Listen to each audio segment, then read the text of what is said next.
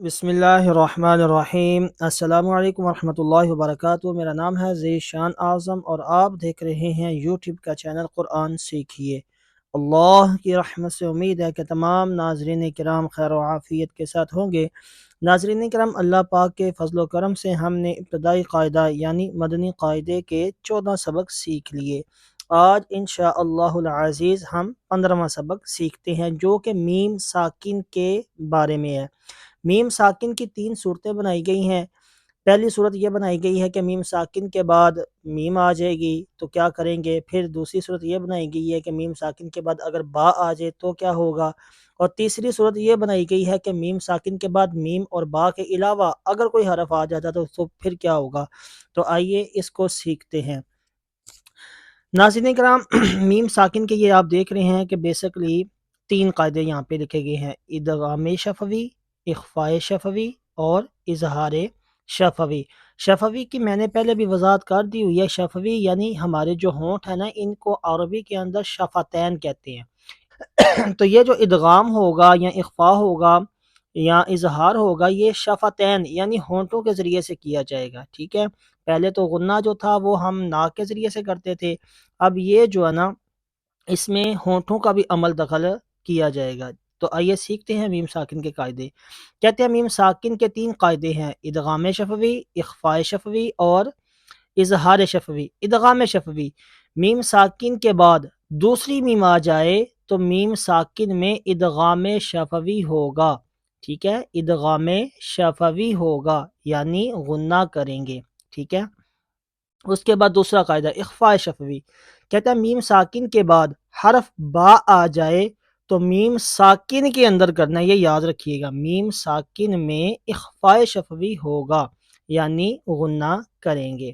اور تیسرا قاعدہ ہے اظہار شفوی، میم ساکن کے بعد اگر با اور میم یعنی پہلے یہ جو 2 قاعدے ہیں نا، ان میں پہلے میں میم استعمال ہوا، دوسرے میں با ہوا، تو اب تیسرے میں ان دونوں کو ہم نے نکال دینا۔ کہتے ہیں اظہار شفوی میں میم ساکن کے بعد اگر حرف با اور میم کے علاوہ کوئی حرف آ جائے تو میم ساکن میں اظہار شفوی ہوگا یعنی غنہ نہیں کریں گے۔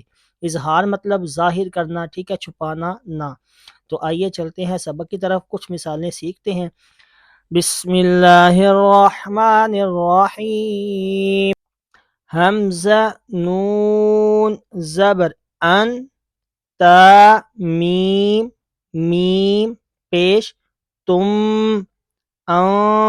تم، میم، وا پیش مز، تم مز، لام زیر لی، تم مزلی، میم واو پیش مو، تم مظلمون، نون زبر نہ، تم مظلمون۔ ناظرین کرام، آپ نوٹ کر رہے ہوں گے کہ میں کر رہا ہوں، کیونکہ ہم نے جتنے قواعد پڑھے ہیں نا، اب ہم نے ان کو بھی ساتھ لے کے چلنا ہے۔ ایسا نہیں ہے کہ میم ساکن کے قاعدے پڑھیں تو میم ساکن کے خیال کریں گے، نہیں نہیں نہیں، ایسی کوئی بات نہیں ہے۔ یہ یاد رکھیے گا، جو جو چیزیں ہم سیکھتے جا رہے ہیں ان کو ہم نے ساتھ میں اپلائی کرتے بھی جانا ہے، یہ یاد رکھیے گا، ٹھیک ہے۔ اس کے بعد دوسری یہاں پہ ایک بات بتاتا چلوں کہ میں نے پڑھا تا، میم، میم پیش تم، پہلے گنہ کر دیا، حالانکہ اصول یہ ہے کہ گنہ بعد میں کریں گے۔ کیوں؟ کیونکہ قاعدہ کیا سیکھا ہم نے، میم ساکن کے بعد دوسری میم آ جائے تب جا کے جو ہے نا وہ ادغام شفوی ہونا ہے۔ لیکن بچوں کو سکھانے کے لیے، کیونکہ بچے چھوٹے ہوتے ہیں، اتنی قواعد کی انہیں سمجھ نہیں ہوتی، تو پہلی بار میں انہیں غنہ کروا دیتے ہیں تاکہ بچے مسٹیک نہ کریں۔ حمزہ، زبر ا، لام، میم، زبر لم، علم، تا، زبر تا، علم تا، را، زبر را، علم ترا۔ میم ساکن کے بعد میم اور با کے علاوہ کوئی حرف آ گیا تو یہاں پر اظہار شفوی ہوگا۔ کاف، نون پیش کن، تا، میم پیش تم، کنتم، با زیر بی، کنتم بی، ہا کھڑا زیر ہی کنتم بھی ہا میم پیش ہم فا یا زیر فی ہم فی ہا الف زبر ہا ہم فی ہا۔ اسی کے ساتھ ناظرین کرام اپنے دوست کو اجازت دیجیے، ملتے ہیں نئی ویڈیو کے اندر۔